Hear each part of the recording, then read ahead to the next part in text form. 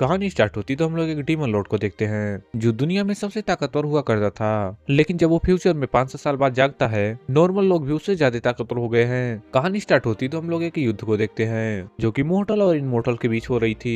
इनमोर्टल अपनी पूरी ताकत लगाने के बाद भी मोर्टल को नहीं मार पाते। यहाँ पे मोर्टल इस लड़ाई को बहुत आसानी से जीत रहे थे। तभी वहीं पे हम दो लोगों को देखते हैं। एक लड़का था जो होली स्वॉर्ड को यूज करता था और इस लड़के का नाम क्रान है। मोर्टल इसे द गोल्डन हीरो बुलाते हैं। इसके बाद हम लोग डीमन लॉर्ड को देखते हैं। फिर डीमन लॉर्ड सारे इनमोर्टल के ऊपर राज करता था। इसे मानना लगभग इम्पॉसिबल है, लेकिन यहाँ पे क्रान अपने होली स्वॉर्ड की मदद से इसे हराने में कामयाब हो जाता है। तभी डीमन लॉर्ड आखिरी बार बोलता है, तुम इस जीत के हकदार हो, हालांकि मैं एक इमोर्टल हूँ, पता नहीं कैसे तुम मुझे मारने में कामयाब रहे। ये सब सुनने के बाद क्रान बोलता है, मैं तुम्हें एक चीज बताता हूँ, मोर्टल के पास एक ऐसा डर होता है जो इमोर्टल के पास नहीं होता, वो है उनकी जिंदगी। क्योंकि हम जैसे मोर्टल के पास एक लिमिटेड टाइम होता है, इस वजह से हमें जल्द से जल्द स्ट्रॉन्ग बनना पड़ता है, नहीं तो तुम्हारे जैसे लोग आके हमें मार देंगे। तभी डीमन लॉर्ड बोलता है, मुझे नहीं पता तुम सही कर रहे हो या गलत। तभी वो बोलता है, मोर्टल तुम याद रखना, मैं दोबारा जरूर आऊंगा और जिस दिन मैं वापस आऊंगा उस दिन से दुनिया मेरे कब्जे में होगी। इतना कहने के बाद वो डीमन लॉर्ड वहीं पे मारा जाता है। इसके बाद हम 500 साल बाद का सीन देखते हैं जहाँ पे फाइनली डीमन लॉर्ड जिंदा हो चुका होता है। वहीं पे हम एक लड़की को देखते हैं जिसका नाम महीना होता है, जो कि डीमन लॉर्ड के ट्रस्टेड 6 डिसाइबर में से एक है। तभी वो बोलती है, फाइनली 500 साल बाद दोबारा जिंदा हो गए। तभी डीमन लॉर्ड विल उससे पूछता है, आखिर में हम लोग हैं कहाँ पे। तभी वो बोलती है, हम एक स्टेशन के अंडरग्राउंड में हैं। इसके बाद डीमन लॉर्ड बोलता है, फाइनली मैं 500 साल बाद जिंदा हो गया और मुझे इस दुनिया पे कब्जा करने से कोई नहीं रोक सकता। महीना बोलती है, मुझे बोलते हुए बिल्कुल अच्छा नहीं लग रहा है, आपने जिस दुनिया को बनाया था ये दुनिया पूरी तरीके से चेंज हो चुकी है। इस दुनिया में रहने वाले लोग काफी ज्यादा तरक्की कर चुके हैं और इस सिटी के सिटीजन हमारे 100 से भी ज्यादा ताकतवर हैं। तभी हमें पता चलता है डीमन लॉर्ड जिस ईयर में पैदा हुआ है वो 2099 है। यहाँ पे विल को कुछ भी समझ में नहीं आता और वो जगह से बाहर आता है। जैसे ही बाहर आता है वो सामने देख के चौंक जाता है। उसके सामने बहुत बड़ी बड़ी बिल्डिंग थी और कुछ ऐसी हिलने वाली गाड़ियां उसने आज से पहले कभी नहीं देखा था। यहाँ पे डीमन लॉर्ड को कुछ भी समझ में नहीं आ रहा था, 500 साल में इतनी ज्यादा तरक्की कैसे हो सकती है। तभी डीमन लॉर्ड वहाँ पे एक मैजिक ट्राई करने की कोशिश करता है जिससे वो देख सके वो कितना ज्यादा पावरफुल है। तो मैजिक को देख के लोग सोच रहे थे कोई पागल ही होगा जो रोड पे मैजिक करेगा। तभी महीना बताती है, ये रोड पे यहाँ पे मैजिक करना बिल्कुल अलाउड नहीं है। इसके बाद वो वहाँ से उसे जल्द से जल्द लेके निकलने की कोशिश करती है क्योंकि वहाँ पे बहुत जल्दी पुलिस आ जाती है। जब महीना उसे लेके जा रही होती तो उसके पीछे एक आदमी गुजरता है। उसे महसूस होता है कि ये आदमी उससे पहले भी मिल चुका है। इसके बाद महीना विल को लेके एक सेफ जगह पे आ जाती है। तभी महीना विल से बोलती है, बहुत समय पहले जब आप मारे गए तो मोर्टल और इम्पोर्टल ले सुलह कर ली। वो दोनों खुशी खुशी एक साथ रहने लगे, लेकिन मोर्टल को इमोर्टल से डर लगने लगा।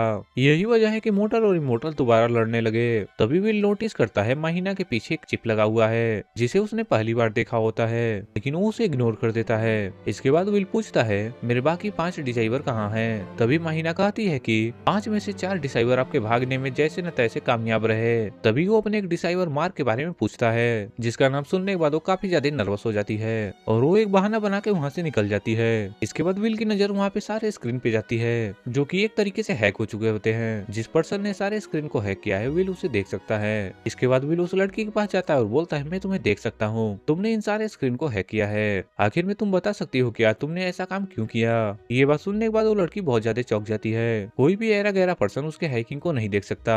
वो विल से उसका नाम पूछती है। तभी विल बोलता है, मैं हूँ ग्रेटेस्ट डीमन लॉर्ड। ऐसा नाम सुनने के बाद वो लड़की सोचती है, लगता है ये पागल है जिसने गलती से मेरा मैजिक देख लिया है। तभी विल पूछता है, तुमने मार्कस नाम के आदमी को कहीं देखा है? मार्कस का नाम सुन के वो लड़की बोलती है, वो तुम्हें जो बिल्डिंग दिख रही है वो उसी की है, मुझे इसलिए पता है कि यहाँ पे मार्कस बहुत ज्यादा पॉपुलर है। और बिना टाइम वेस्ट किए मार्कस से मिलने के लिए उस बिल्डिंग में चला जाता है। विल आगे बढ़ ही रहता है। तभी वहाँ पे लोहारा नाम की एक लड़की आती है जो कि मार्कस के इंपॉर्टेंट पर्सन में से एक है और वो बोलती है, मैं आप ही का इंतजार कर रही थी। तभी वो लड़की विल को लेकर मार्कस के पास पहुंच जाती है। मार्कस को देख के विल बहुत ज्यादा खुश होता है, लेकिन मार्कस विल को देखता है तो कोई भी रिएक्शन नहीं देता और बोलता है, विल तुम बोल सकते हो तुम यहाँ पे क्यों आए हो। तभी विल बोलता है, फाइनली मैं 500 साल बाद दोबारा जिंदा हो चुका हूँ, मैं और तुम मिलके एक ऐसी दोबारा दुनिया बनाए जिसपे मेरा पूरी तरीके से कब्जा हो। ये बात सुनने के बाद मार्कस वहाँ पे जोर जोर से हंसने लगता है और बोलता है, तुमसे बड़ा पागल इंसान आज से मैंने पहले नहीं देखा।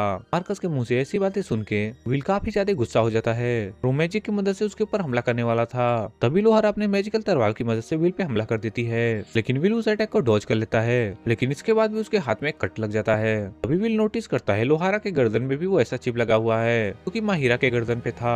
तभी मार्कस डीमन लॉर्ड की तरफ देख के बोलता है, तभी वो बोलता है, तुम्हारी यही औकात है, तुम डीमन किंग होने के बाद मेरे एक साइड किक से हार जा रहे हो, आखिर में तुम कैसे कर सकते हो, तुम मेरी दुनिया पे राज करोगे। हाँ मैं इसके बारे में सोच जरूर सकता हूँ, तुम मेरे सामने घुटनों पे बैठ के अपनी जान की भीख भीख मांगो। ये सब सुनने के बाद विल को बहुत ज्यादा गुस्सा आ रहा था और वो सोचता है मार्कस को वहीं पे मार डालेगा।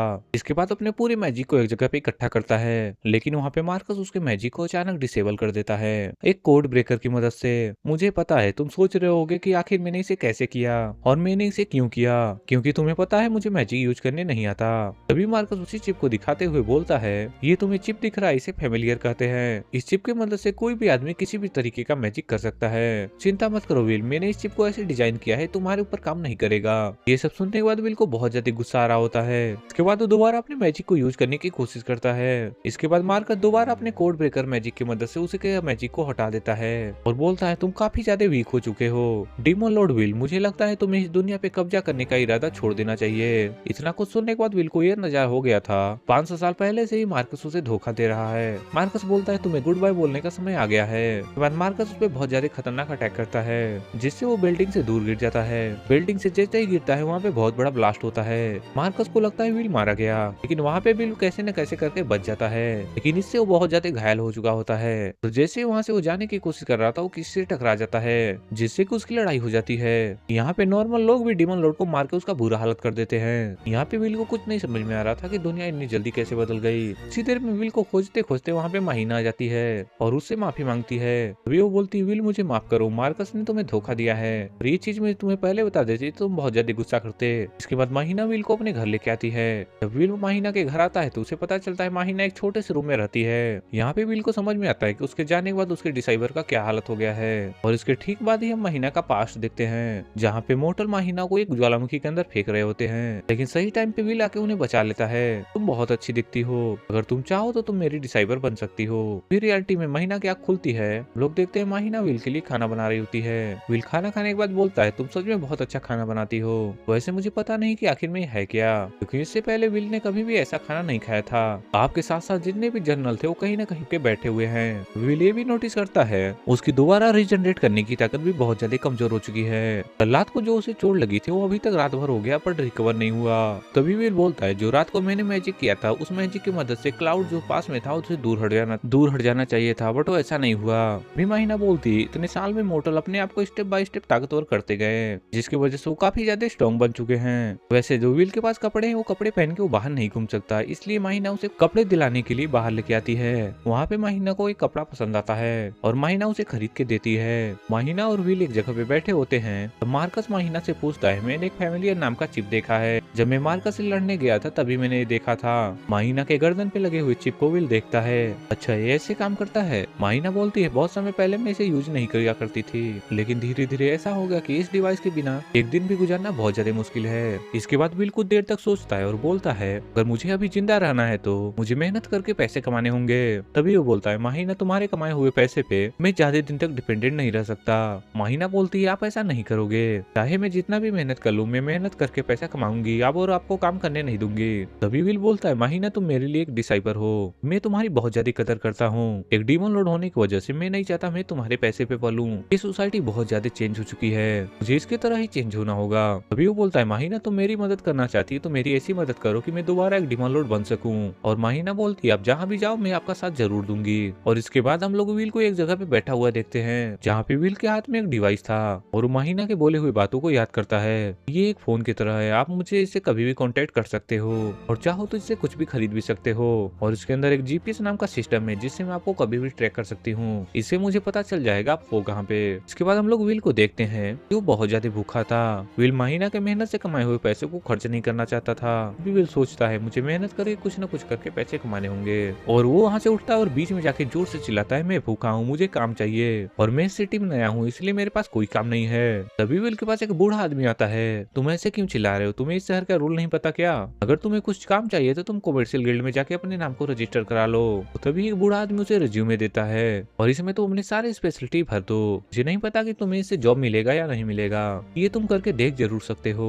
इसके बाद विल उस गिल्ड में जाता है और वहाँ पे जाके उस रिज्यूमे को सबमिट करता है और अपने एबिलिटी को एक्सप्लेन करता है, मैं सारे टाइप के मैजिक को कर सकता हूँ। तभी वो बोलता है मैं हूँ द ग्रेट डीमन लॉर्ड। ये सब सुनने के बाद वो बोलता है बहुत बढ़िया, तुम एक बहुत अच्छे डीमन लॉर्ड हो, लेकिन मैं तुम्हें कोई भी जॉब नहीं दे सकता क्योंकि तुम्हारे पास फैमिलिया नहीं है। अगले सीन में विल को माहिना के पास देखते हैं। तभी वो बोलता है मुझे कोई जॉब नहीं मिल सकता क्योंकि मेरे पास फैमिलिया नहीं है। तभी माहिना बोलती है मैं एक लड़की को जानती हूँ जो तुम्हें जॉब दिला सकती है और अगले सीन में माहिना विल को देखते हैं जो उसी लड़की के पास जाते हैं। ये लड़की वही है जिससे विल बहुत समय पहले मिल चुका है। कुछ टाइम पहले किसी स्क्रीन को हैक कर रही थी और इस लड़की के नाम हमें ताकाहाशी बताया जाता है और जल्द ही ये लोग दोस्त भी बन जाते हैं। तभी ये नोटिस करता है ताकासाकी का चिप बहुत ज्यादा अलग है। ताकाहाशी को पता चलता है ये दोनों जॉब के लिए आए हैं। तभी वो विल से बोलती है, विल तो अगर तुम्हें कोई जॉब चाहिए तो मैं कोवेट्सिल गिल्ड में जाना चाहिए। तभी भी बोलता है हाँ मुझे पता है, मैं वहाँ पे जा चुका हूँ। मेरे पास फैमिलिया नहीं है, मेरे पास कोई फैमिलिया नहीं है, इसी वजह से मुझे जॉब पे नहीं रखा गया।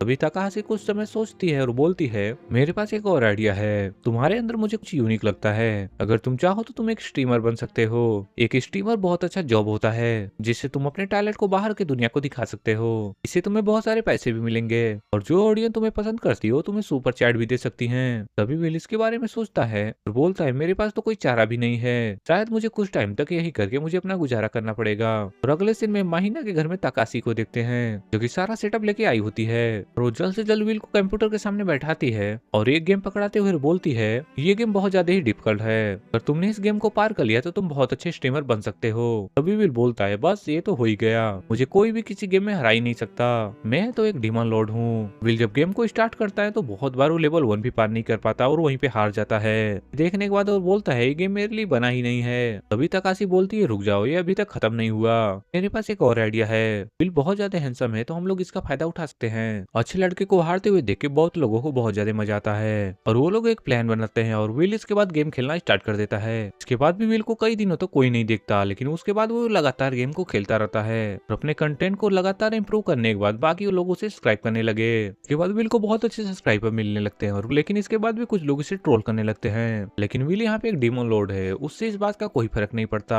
दिन पे दिन उसका कंटेंट इतना ज्यादा इंप्रूव होने लगा, उसके सब्सक्राइबर लाखों में हो गए और उसके हर एक वीडियो पे बहुत अच्छे व्यू आने लगे।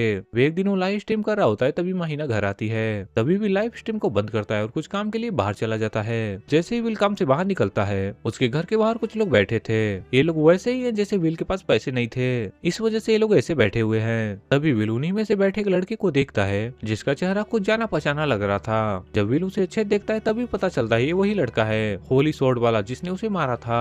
इसके अगले सीन में हम लोग क्रान का पास्ट देखते हैं। जब क्रान बहुत छोटा था तो उसकी बहन एक बार बहुत ज्यादा बीमार थी। तभी उसके फादर कहते हैं, जाओ पास वाली सिटी से कुछ दवाइयां लेके आओ और इस तलवार को अपने साथ ले लो, हो सकता है तुम्हें जंगल में कुछ मॉन्स्टर मिल जाए। इसके बाद क्रान जंगल के रास्ते दवाइयां लेने के लिए चला जाता है। इसके बाद वो जब दवा लेके आ रहा था तो बहुत ज्यादा रात हो चुकी थी। इसके बाद वो अपने सामने बहुत सारे मॉन्स्टर को देखता है। ये सभी मॉन्स्टर डीमन लॉर्ड के अंदर आते थे। तभी क्रान उनसे छुपते हुए अपने घर पहुंचता है। वो जैसे ही अपने विलेज पहुंचता है और देखता है पूरा विलेज जल चुका है और उन्हीं मॉन्स्टर ने क्रान के पूरे फैमिली को मार दिया था। तभी क्रान डिसाइड करता है कि डीमन लॉर्ड को मार देगा। इसके बाद हम लोग प्रेजेंट में देखते हैं क्रान और विली एक रेस्टोरेंट में बैठे होते हैं। तभी क्रान बोलता है, किस्मत भी क्या चीज है, मैंने तुम्हें कभी मारा था, आज तुम मेरे साथ बैठ के खाना खा रहे हो। तभी विल बोलता है, पास्ट में तुमने भी तो मेरे बहुत सारे आदमियों को मारा है, यहाँ तक कि आखिर में तुमने मुझे भी मार दिया था। वहीं पे मैंने तुम्हारी फैमिली को मार के एक बहुत बड़ी गलती की थी। वैसे क्रान तुम अभी तक जिंदा कैसे हो, तुम तो एक इमोर्टल नहीं हो। क्रान बोलता है, जब मैंने तुम्हें पास्ट में मार दिया था तो देवताओं ने खुश होकर मुझे अमर रहने का वरदान दिया था। ये सब बात करते करते वो लोग सारा खाना खा लेते हैं। खाना खाने के बाद क्रान बोलता है, तुम्हारा बहुत बहुत शुक्रिया। यहाँ पे क्रान उठ के चला जाता है और इतने में विल सोचता है, जो मैंने काम करने के लिए निकला था वो तो रह ही गया। और वो बोलता है, कोई बात नहीं, इस काम को मैं कल कर लूंगा। जब विल अपने घर की तरफ जा रहा था तो वो रास्ते में ताकाइसु को देखता है। वो एक आदमी से बात कर रही होती है क्योंकि उस आदमी को उसने एक काम दिया था कि उस आदमी ने काम को टाइम से पहले कर लिया था तो उससे वो ज्यादा पैसे की डिमांड करने लगता है। यहाँ पे ताकाइसु उससे ज्यादा पैसे नहीं देना चाहती थी। तभी उसका दिमाग खराब हो जाता है। तभी वो ताकाशिकी पे हाथ उठाने वाला होता है। वहीं पे विल आके उसका हाथ पकड़ लेता है। आखिर में तुम उससे ज्यादा पैसे क्यों मांग रहे हो? तभी वो विल को देख के बोलता है, अरे तुम वही हो जिसे मैंने बहुत पहले पीटा था, क्या तुम दोबारा मार खाना चाहते हो? तभी वो ताका को बोलता है, तुम यहाँ से जल्द निकल जाओ। और वो बोलती है, नहीं, तुम भी मेरे साथ चलो।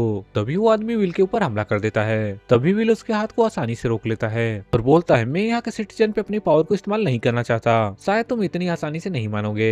तभी उसके एक अटैक से वो बहुत दूर जाके गिरता है। तभी विल बोलता है, शायद मुझे उतना जोर से उसे नहीं मारना चाहिए था। तभी वो बोलता है, ताकासाकी, तुम मुझे बताओ किस काम के लिए ज्यादा पैसे मांग रहा था, अगर तुम चाहो तो उसके बदले मैं वो काम कर सकता हूँ। तभी वो बोलती है, हमें एक गुंडे के पास से एक चीज चुरा के लानी है। तभी वो बोलता है, बस इतना करना, ये तो मेरे बाएं हाथ का खेल है। तभी ताकाहाशी बोलती है, बस तुम्हें लोगों का ध्यान भटकाना है, इसके आगे का काम मैं खुद कर लूंगी। केवल ध्यान भटकाने से डीमन लॉर्ड का काम कहाँ होने वाला है। विल वहाँ पे जाके वहाँ का गेट ही तोड़ देता है और अंदर चला जाता है। यहाँ पे बहुत सारे गैंग के मेंबर थे जो एक काम करने के लिए इकट्ठा हुए थे।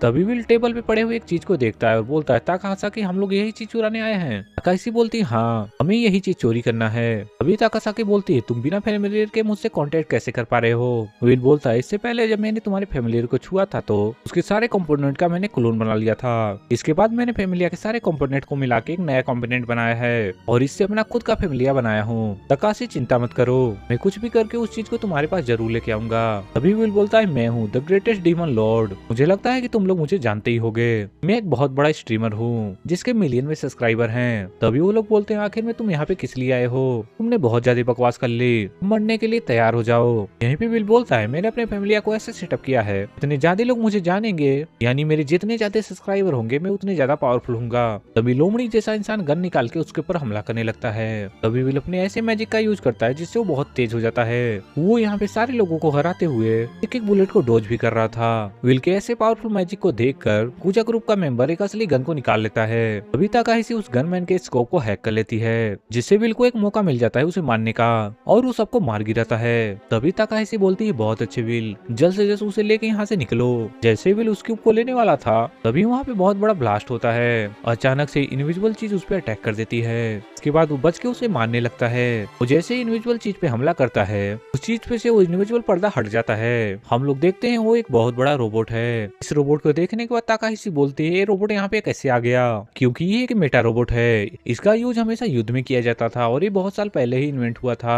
ये इतना ज्यादा पावरफुल है कि पूरी टीम को ही अकेले खत्म कर सकता है। ये इतना ज्यादा महंगा है कि ये लोग इसे खरीद ही नहीं सकते। तो आखिर में रोबोट किसका हो सकता है? इसके बाद विल लगातार गन से उसके ऊपर अटैक कर रहा था, इससे उस रोबोट को खरोच भी नहीं आती और इसके बाद वो गन निकाल के विल पे हमला करने लगता है। लेकिन विल उसके सारे अटैक को आसानी से डोज कर लेता है। इसके बाद विल अलग अलग टाइप के अटैक करता है। आखिर में विल को पता चलता है इस पे लॉन्ग रेंज अटैक करने का कोई मतलब नहीं। इसके बाद विल बोलता है फाइनली टाइम आ गया, मैं किसी से अपनी जान लगा के लड़ने वाला हूँ। विल अपने कपड़ों को डीमन लॉर्ड कपड़े में कन्वर्ट कर लेता है, साथ में अपना स्वॉर्ड भी समन कर लेता है और वहीं पे रोबोट भी लड़ने के लिए पूरी तरीके से तैयार था। आखिर में फाइनली इनकी लड़ाई चालू हो जाती है जहाँ पे विल को उससे लड़ने में बहुत ज्यादा दिक्कतें हो रही थी। 500 साल पहले विल जितना स्ट्रॉन्ग हुआ करता था वो उसका 5% भी नहीं हुआ है। यही वजह है कि उस रोबोट को हराने के लिए विल को बहुत ज्यादा ताकत की जरूरत पड़ रही थी। पता नहीं कैसे बट रोबोट का पावर लगातार बढ़ते जा रहा था। फाइनली रोबोट एक ऐसा अटैक करता है कि विल का धड़ उसके सर से अलग हो जाता है, जिसके बाद रोबोट अपने बॉस से बोलता है मिशन सक्सेसफुल हो गया। इसके बाद हम देखते हैं विल उठता है और अपने सर को उठाता है और अपने गर्दन में दोबारा फिट कर लेता है और इसके बाद वो रोबोट की तरफ देखता है और बोलता है माफ करना, मेरा सर गिर गया था। वैसे मुझे लगा नहीं था कि तुम इतने ज्यादा स्ट्रॉन्ग हो, तुम्हारे पास अभी भी मौका है, तुम हार मान लो, मैं तुम्हें अपनी आर्मी में जगह दे दूंगा। यहाँ पे रोबोट को भी समझ में नहीं आता कि यहाँ पे हुआ क्या है। इसके बाद विल अपने स्वॉर्ड को और ज्यादा मैक्सिमाइज कर देता है। इसके बाद विल बोलता है अब बस बहुत हुआ, अब इस लड़ाई को खत्म करने का समय आ गया है। इसके बाद विल बहुत सारे अटैकों को एक साथ करता है जिससे उसके सर, पैर और धड़ अलग हो जाते हैं। तभी रोबोट को अंदाजा हो जाता है कि अब मैं नहीं जीतने वाला। तभी वो अपने मास्टर को बोलता है सेल्फ डिस्ट्रॉय एक्टिवेट कर दो मास्टर। कोड एक्चुअल में ऐसे काम करता है, अगर विल इस रोबोट को पकड़ लेगा तो इसके अंदर बैठा हुआ आदमी और ये रोबोट पूरी तरीके से बर्बाद हो जाएंगे, यानी ब्लास्ट हो जाएंगे। इसके बाद विल इसके अंदर से कोई भी इंफॉर्मेशन नहीं निकाल पाता। इसके बाद विल जैसे इस पे अटैक करने वाला होता है ये कोड ऑटोमेटिक एक्टिवेट हो जाता है और इसके बाद वो रोबोट और वो आदमी बहुत बुरी तरीके से मारे जाते हैं। यहाँ पे फाइट खत्म हो चुकी होती है लेकिन विल को विश्वास ही नहीं होता, इंसान इतना ज्यादा आगे बढ़ चुका है। इंसान ने एक ऐसा रोबोट बना दिया है जो डीमन लॉर्ड का सर भी काट सकता है। तभी वहाँ पे ताकाहाशी दौड़ते हुए आती है, विल तुम ठीक हो ना? और बोलता है हाँ मैं ठीक हूँ, मैंने कहा था ना मैं तुम्हें ये क्यूब दूंगा। तभी वो उसे क्यूब देता है और पूछता है इसमें है क्या? तभी वो बोलती है मुझे एक्चुअल में पता ही नहीं इसके अंदर है क्या। तभी वो बोलती है मुझे एक आदमी ने इसे कलेक्ट करने के लिए बोला था, बस मुझे इतना पता है किसी चीज को स्टोर करता है। तभी वो बोलती है इसके अंदर हमें खोल के देखना चाहिए आखिर इसके अंदर है क्या। तभी ताकाहाशी इसे हैक करने की कोशिश करती है और इसे आसानी से हैक कर लेती है जिसके अंदर बहुत सारे नामों की लिस्ट होती है। यहाँ पे ताकाहाशी को कुछ भी समझ में नहीं आता कि आखिर में किसका नाम है, क्योंकि इस तरीके का नाम उसने पहली बार पढ़ा था। तभी विल उन सभी नामों को पहचान जाता है। बहुत समय पहले ये सभी लोग उसी के अंडर आते थे, ये सारे लोग इमोर्टल हैं। तभी विल बोलता है इन लोगों के साथ लगता है बहुत बुरा होने वाला है। इसके बाद वो लोग कुछ इन्वेस्टिगेशन करने के लिए बिल्डिंग के कुछ और ऊपर जाते हैं। रास्ते में उन्हें बहुत ज्यादा प्रॉब्लम आती है लेकिन वो लोग फाइनली रूम नंबर 30 तक पहुंच जाते हैं। तभी ताकाहाशी बोलती है ये वही जगह है जहाँ पे मुझे इसे लाकर देना था। और इसके बाद वो लोग चुपचाप अंदर जाते हैं और देखते हैं ताकाहाशी का क्लाइंट मारा गया है। तभी विल बोलता है मैं कंफर्म हूँ कि उसके अंदर जो नाम है वो बहुत ज्यादा इंपॉर्टेंट है, जिन लोगों ने इन्हें मारा है उन लोग नहीं चाहते कि इन नामों को किसी और को पता चले। तभी ताका बोलती है हमें कुछ भी करने से पहले हमें इस रूम की जांच करनी चाहिए। तभी ताकाहाशी को खोजते खोजते एक सीक्रेट ड्रॉअर मिलता है, उन्हें वहाँ पे एक लैपटॉप मिलता है जो बहुत ज्यादा छुपा के रखा हुआ होता है। ताकाहाशी उसे हैक करके उसके अंदर देखती है, उसके अंदर बहुत सारे फाइल मिलते हैं। तभी ताकाहाशी ताकाहाशी उसी आदमी का वीडियो देखती है जिसने इसे कांटेक्ट दिया था। तभी वो आदमी बोलता है, मैं इस वीडियो इसलिए रिकॉर्ड कर रहा हूँ कि मैं एक ऐसा काम करने जा रहा हूँ जिससे मैं कभी भी मारा जा सकता हूँ, और जो मैं बताने वाला हूँ बहुत ज्यादा टॉप सीक्रेट है। हमारे सिटी में जो सबसे बड़ा टावर है जो मार्कस के अंदर आता है, उस बिल्डिंग को चलाने में बहुत ज्यादा एनर्जी की यूज होती है। बिल्डिंग को ऑपरेट करने के लिए मार्कस के पास बहुत कम एनर्जी बची हुई है। इस वजह से मार्कस एक मिशन को रन कर रहा है जो बहुत ज्यादा टॉप सीक्रेट है। उस मिशन का नाम है इमोर्टल हंट। इस मिशन में मार्कस तभी इमोर्टल को एक जगह पे इकट्ठा करके उन्हें मार के उनके अंदर से एनर्जी निकालेगा। उनकी एनर्जी की मदद से वो इस टावर को चलाना चाहता है। इसके साथ साथ वो मोर्टल और इमोर्टल दोनों को भी यूज कर रहा है। अभी हम स्क्रीन पे एक नाम को देखते हैं जो सबसे पहले सेक्रीफाइस होने वाला है। इसका नाम सुन के विल बहुत ज्यादा चौंक जाता है। ये मोर्टल उसके 5 डिसाइबर में से एक होता है। आखिर में वो बोलता है, मैं इस मिशन को इसलिए चला रहा हूँ, मुझे बहुत बुरा लगता है कि इमोर्टल को बिना वजह मारा जाता है। हमारे सोसाइटी में मोर्टल और इमोर्टल को एक साथ रहना चाहिए, और केवल एक है जो हमारे सोसाइटी को भड़का रहा है, वो है मार्कस। तभी विल बोलता है, सब सारी मेरी गलती है क्योंकि मैं डीमन लॉर्ड और मैं इन लोगों को नहीं बचा पाया। ये मेरी ड्यूटी है कि कोई मोर्टल और इमोर्टल ना मारा जाए। इसके बाद विल यहाँ से बाहर निकल के माहिना को कॉल लगाता है। तभी माहिना उसका कॉल उठाती ही नहीं। इससे पहले आज तक नहीं हुआ कि उसका कॉल माहिना ने नहीं उठाया। तभी विल सोचता है, मार्कस ने तो माहिना को कुछ नहीं किया। और इसके कुछ देर बाद हम कुछ टाइम पहले का सीन देखते हैं जहाँ माहिना घर में होती है और सोच रही होती है वो आज रात क्या बनाए। वो खाना बनाना चालू ही करने वाली होती है, तभी उसके डोर पे कोई आता है। उसे लगता है कि विल वापस आ गया। जैसे ही डोर खोलती है वो देखती है वहाँ पे मार्कस है। तभी मार्कस एक बहुत खतरनाक अटैक माहिना के ऊपर कर देता है। इससे माहिना काफी ज्यादा इंजर्ड हो गई थी। इसके बाद वो अपने रियल फॉर्म में आ जाती है और अपने वेपन को भी समन कर लेती है। इसके बाद माहिना हमला करती है और मार्कस का एक हाथ कट के साइड में गिर जाता है, लेकिन इससे उसका कोई फायदा नहीं होता क्योंकि मार्कस का हाथ दोबारा रिजनरेट हो जाता है। इसके बाद मार्कस बहुत ज्यादा स्ट्रॉन्ग हमला करता है जिसका नाम ब्लेड हार्ट सोल्ड है, लेकिन आखिरी टाइम में माहिना कवच बना लेती है जिससे वो बच जाती है। मार्कस के इस अटैक में माहिना का घर पूरी तरीके से डिस्ट्रॉय हो जाता है और धुएं के अंदर से मार्कस का एक सेक्रेटरी माहिना पे हमला कर देती है। इससे पहले ही माहिना ने अपना एक क्लोन बना दिया था क्योंकि उसे अच्छे से पता है मार्कस उससे लड़ने के लिए कभी भी अकेले नहीं आएगा। मार्कस के सेक्रेटरी को मारने के लिए माहिना एक मैजिक करती है, लेकिन उस मैजिक को मार्कस कोड ब्रेकर मैजिक की मदद से रोक देता है। इसके बाद मार्कस के सेक्रेटरी दोबारा माहिना पे हमला कर देती है, लेकिन इस बार माहिना उस हमले को डॉज नहीं कर पाती। पकड़े जाने के बाद माहिना पूछती है, तुमने मेरी फैमिलिया को कैसे डिसेबल किया? यहीं पे मार्कस बोलता है, यही तो मेरी स्पेशल पावर है। मेरी फैमिलिया तुम लोगों के फैमिलिया से बहुत ज्यादा बेस्ट है। मैं इस सिटी का हेड हूँ, इसीलिए इस फैमिलिया की सारी एक्सेस मेरे पास है और मैंने इसे डिजाइन किया है, तो मैं जब चाहूँ इसे डिसेबल कर सकता हूँ। माहिना बोलती, मार्कस याद करो 500 साल पहले तुम हमारे साथ काम किया करते थे। मार्कस में हाथ जोड़ के बोलती हूँ, ऐसा दोबारा मत करो। मार्कस कहता है, तुम्हें लगता है क्या तुम्हारे कहने पे मैं हंटिंग रोक दूंगा? तुम मेरे इमोर्टल हंट के सेकंड पर्सन हो और धीरे धीरे सारे इमोर्टल को मारने के बाद मैं इस जनरेशन का डीमन लॉर्ड बन जाऊंगा। इसके बाद विल और ताकाहाशी जल्दी से जल्दी घर पहुंचने की कोशिश करते हैं। जब वो लोग दोबारा फाइनली माहिना के घर पहुंचते हैं, वो जगह पूरी तरीके से डिस्ट्रॉय हो चुकी है। यहीं पे देखता है विल जब माहिना घर पे नहीं है तो वो इतना ज्यादा रिग्रेट होता है कि कुछ भी नहीं बोल पाता। तभी ताकाहाशी बोलती है, हमें जल्द से जल्द कुछ करना होगा, नहीं हम इसे भी खो देंगे। वो लोग कुछ देर सोचते हैं और वहीं पे ताकाहाशी को एक आइडिया आता है। ताकाहाशी वहाँ पे सारे सीसीटीवी और कैमरा को हैक कर लेती है। उसके बाद उन लोगों को पता चलता है मार्कस यहाँ पे आया था और माहिना को हरा के उन्हें यहाँ से लेके चला गया। पता नहीं क्यों यहाँ पे विल लेकिन बहुत ज्यादा शांत था और वो बोलता है, मैं माहिना को बचाने जा रहा हूँ। तभी ताकाहाशी बोलती है, मुझे पता चला है कि माहिना को एक सीक्रेट जगह पे लेके गया है। वो जगह पूरी तरीके से रिस्ट्रिक्टेड है। वो जगह मार्कस के लिए काफी लोग प्रोटेक्ट कर रहे होंगे। विल, मैं वहाँ पे जाने से तुम्हें रोक नहीं सकती क्योंकि माहिना तुम्हारी एक बहुत अच्छी दोस्त है, लेकिन मुझसे जितनी भी हेल्प हो सकेगी मैं करूंगी। विल बोलता है, मैं वहाँ पे अकेले नहीं जाऊंगा, मेरे साथ कोई और भी चलेगा। और अगले सीन में हम विल को क्रान के पास देखते हैं जहाँ पे विल क्रान से माफी मांग रहा होता है और बोलता है, तुम्हें मेरी मदद करनी होगी, लेकिन क्रान उसके मुंह पे मना कर देता है। तभी क्रान बोलता है, मुझे तुमसे कोई मतलब नहीं रखना। तभी विल बोलता है, मैं तुमसे रिक्वेस्ट कर रहा हूँ, मेरी बात सुनो, बस मेरी बात एक बार सुन लो क्योंकि ये बहुत ज्यादा जरूरी है। इसके बाद वो बताता है कि मार्कस कैसे मोर्टल और इमोर्टल को पकड़ के मार रहा है, दोनों को खत्म करने की प्लानिंग में है। इसके बाद विल बोलता है, मुझे तुम्हारी हेल्प चाहिए, मैं उसे अकेले नहीं रोक सकता। तभी क्रान बोलता है, तुम एक डीमन लॉर्ड हो, तुमने पास्ट में करोड़ों लोगों को मारा है, यहाँ तक कि तुमने मेरी फैमिली को भी नहीं छोड़ा। ये सब करने के बाद तुम सोच भी कैसे सकते हो मैं तुम्हारी हेल्प करूंगा केवल तुम्हारे एक दोस्त को बचाने के लिए? और विल बोलता है, ये केवल मेरे दोस्त के लिए नहीं, अगर तुम मेरी हेल्प नहीं करोगे पूरी सिटी बर्बाद हो जाएगी। इसके बाद क्रान बोलता है, मैं कभी भी नहीं भूल सकता तुमने मेरी फैमिली को मारा है, इसके बाद भी तुम मुझसे माफी मांग रहे हो। अगर मैं यहाँ पे नहीं गया तो एक मासूम लड़की और पूरी तरीके से सिटी भी बर्बाद हो जाएगी। इंसानियत के खातिर मैं तुम्हारी मदद करने के लिए तैयार हूँ। इसके बाद क्रान पूरी तरीके से तैयार हो जाता है जैसे वो 500 साल पहले था। भी हमें पता चलता है ताकाहाशी ने हैक करके एक जगह पता कर ली होती है जिससे क्रान और मिल के इमोर्टल फनल तक जा सकते हैं। ये टनल बहुत ज्यादा कंफ्यूजिंग है। क्रान अपने मैजिक का यूज करता है और इसका पूरा डिजाइन बना लेता है। यहीं पे पिता का हिस्सी बाहर रुक जाती है जो कि उनकी बाहर से मदद करेगी। तब विल और क्रान आगे बढ़ते हैं। आगे बढ़ते हुए क्रान बोलता है, विल तुम काफी ज्यादा बदल गए हो। जिस क्रान को तुम जानते थे वो पूरी तरीके से बदल गया है। वो बहुत ज्यादा स्ट्रॉन्ग हो चुका है। जिस वजह से मैं इतना स्ट्रॉन्ग हुआ हूँ कारण ही मर चुका है। मैं तुम्हें देख के ही बता सकता हूँ तुम कितने ज्यादा कमजोर हो चुके हो। इसके बाद हम विल और क्रान को एक जगह पे देखते हैं जहाँ पे वो माइना को मारने के लिए लेके आए होते हैं और उसके सामने ही मार्कस की सेक्रेटरी होती है। तभी वो बोलती है, मुझे पता था तुम लोग जरूर आओगे। वहीं पे हम लोग माहिना को देखते हैं जो म्यूटल फन्नस के अंदर होती है।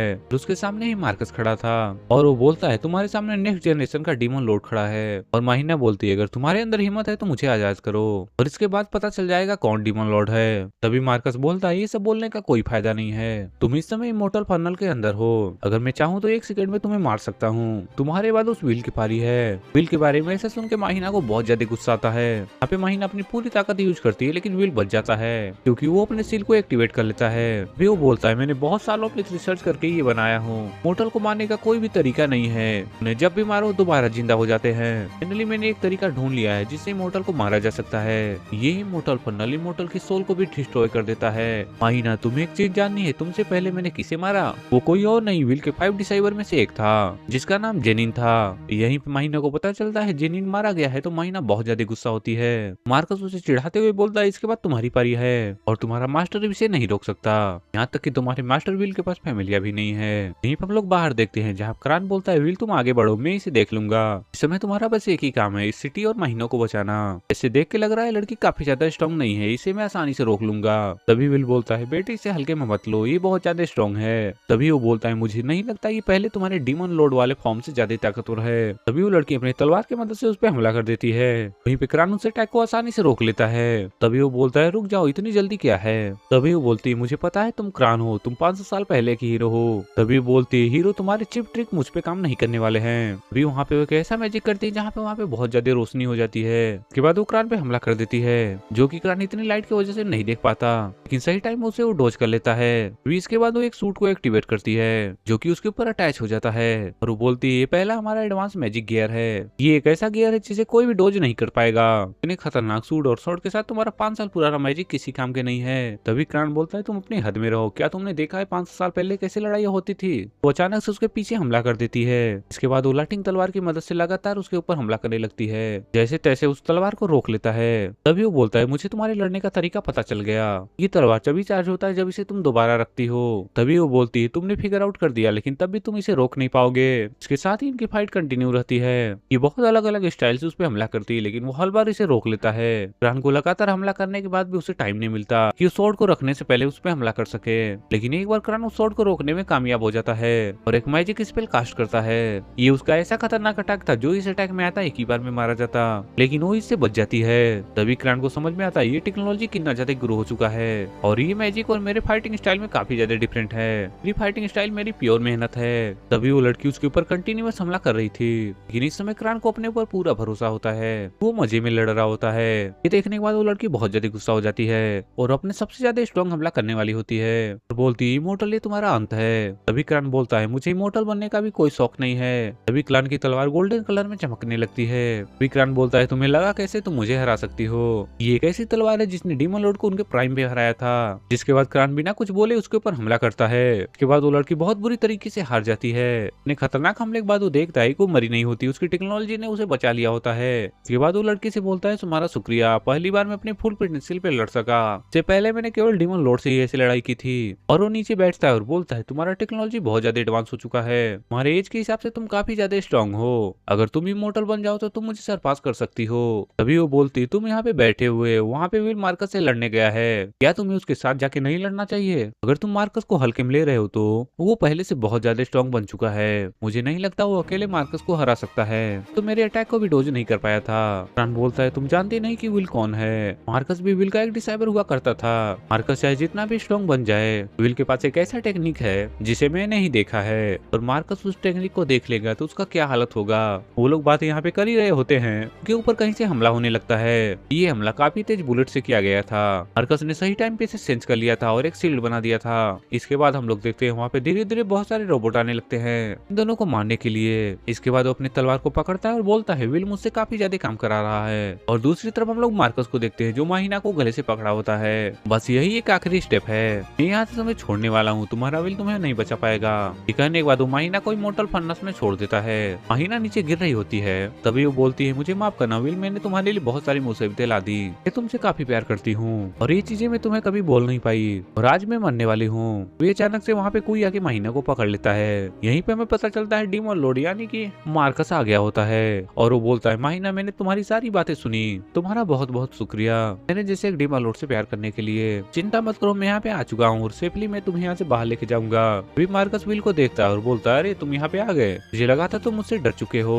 मैं कैसे भूल सकता हूँ, तुम अपने डिसाइबर को बचाने के लिए जरूर आओगे। अफसोस विल, मैं चाहता था कि तुम कुछ दिन और जियो, अगर तुम यहाँ पे आ चुके हो तो मैं आज तुम्हें मार दूंगा। तभी विल बहुत ज्यादा सीरियस हो जाता है। तभी विल बोलता है मार्कस मैं तुमसे आखिरी बार क्वेश्चन कर सकता हूँ, मैं तुमसे आखिरी बार पूछना चाहता हूँ क्या तुम मेरी टीम में आना चाहोगे? जैसे हम 500 साल पहले थे अभी भी हम वैसे हो सकते हैं। इसके बाद मार्कस बहुत जोर जोर से हंसने लगता है। मैं वो भी तुम्हारी टीम में? मैं ना तो तुम्हारी कभी टीम में था ना मैं कभी हो सकता हूँ। तभी विल बोलता है ठीक है अब और क्या बात करनी है, चलो इस फाइट को चालू करते हैं। इसके बाद विल अपने खतरनाक तलवार को बाहर निकाल लेता है। इसके बाद मार्कस विल के ऊपर हमला करता है। फिर मार्कस अटैक को विल आसानी से डॉज कर रहा होता है। इसके बाद मार्कस अपना स्वॉर्ड निकालता है और बोलता है मुझे पता है डीमन लॉर्ड तुम इतनी जल्दी नहीं मरने वाले।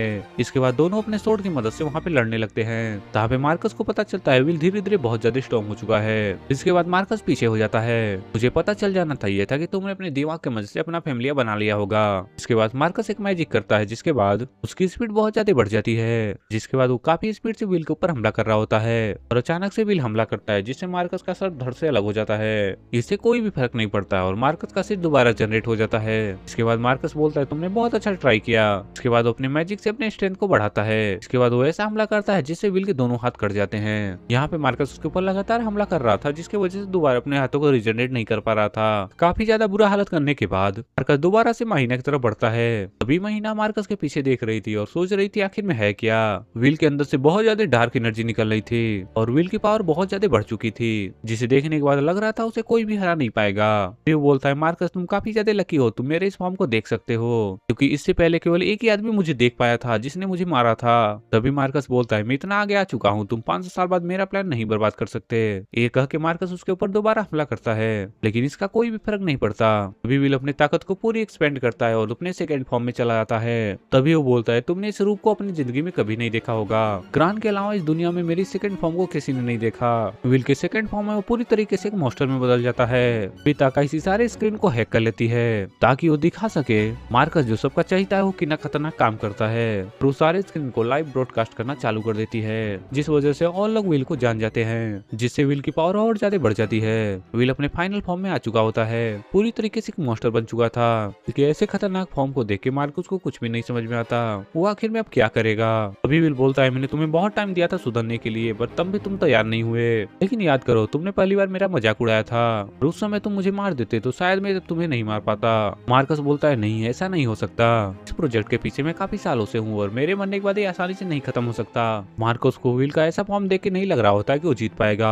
मार्कस उसके ऊपर आखिरी बार एक हमला करने की कोशिश करता है लेकिन ये हमला उसके ऊपर काम नहीं करता। इसके बाद विल अपने फैमिलिया की मदद से मार्कस के फैमिलिया को हैक कर लेता है, कुछ ऐसे कमांड देता है जिससे मार्कस अपने आप को ही मानने लगता है। ना हमला करने के बाद मार्कस को विल बीच में से काट देता है लेकिन इसके बाद वो दोबारा रिजनरेट हो जाता है। इसके बाद वो बहुत सारे डॉग को समन करता है जिससे मार्कस काफी ज्यादा डर जाता है और बोलता है मुझे माफ कर दो विल, मुझे अपनी गलती समझ में आ गई, इससे मैं तुम्हारा गुलाम भी बनने के लिए तैयार हूँ। तभी विल बोलता है क्या तुम मेरे डिसाइबर बनोगे? मार्कस तुम मेरे डिसाइबर थे लेकिन ये बात मत भूलना मैंने तुम्हें बहुत सारे मौके दिए थे सुधरने के लिए और मैं कोई भगवान नहीं हूँ मैं तुम्हारी सारी गलतियों को भूल जाऊँ, मैं एक डीमन लॉर्ड हूँ, the great demon Lord will सुई। इतना बोलने के बाद विल उसे फर्नेस के अंदर फेंक देता है। जैसे ही मार्कस इमोर्टल फर्नेस के अंदर जाता है वहाँ पे बहुत बड़ा एनर्जी ब्लास्ट होता है। यहीं पे मार्कस का चैप्टर एंड हो जाता है। अगर आपको ये वीडियो अच्छी लगी तो चैनल को सब्सक्राइब और वीडियो को लाइक करना ना भूलें। इस चैनल पे हम जल्द से जल्द इसका एपिसोड 2 भी लाएंगे।